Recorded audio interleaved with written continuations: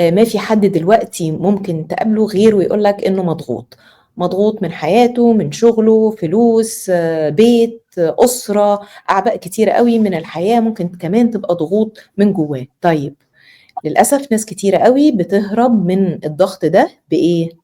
بالأكل. القصة كلها إن أي حد بيبقى محطوط تحت ضغط، في كتير أوي أوي أوي من الناس لما بتتحط تحت ضغط بتخش في حلقة كده مفرغة اسمها حلقة الستريس ايتينج سايكل. ايه اللي بيحصل؟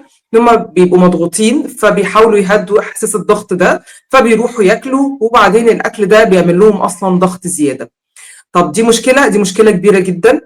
وليها حل، ليها حلول كمان، مش حل واحد بس، ليها كذا حل وكذا طريقة أقدر أتعامل بيها مع نفسي لما أتحط تحت الضغط ده، وأتعامل إزاي مع الأكل. ده اللي إحنا هنتعلمه مع بعض في الورشة دي. وكمان هنتعلم من أمل إزاي أصلا ندير بقى الضغوط دي كمان. بالضبط كده.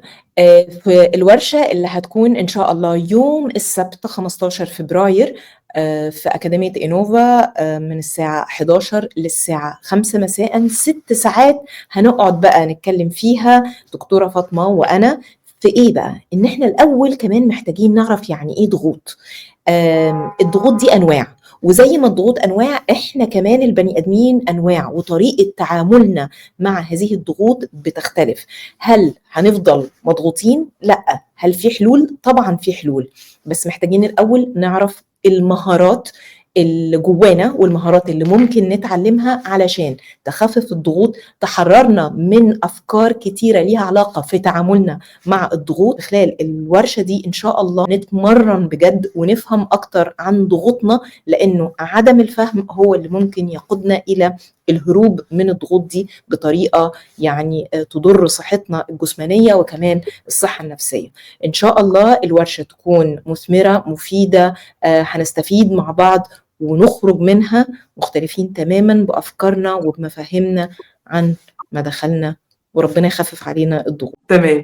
إن شاء الله بنوعدكم بورشة مختلفة وممتعة، وفيها إن إحنا هنتعلم حاجات جديدة عن نفسنا، وفي نفس الوقت هنستمتع جدا بوقتنا، وهنبقى فيها مهارات، هيبقى فيها حاجات كتيرة قوي مختلفة ومتنوعة وممتعة في نفس الوقت.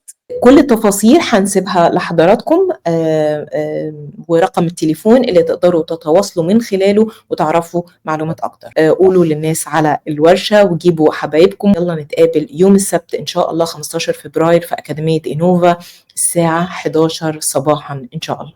نشوفكم على خير إن شاء الله.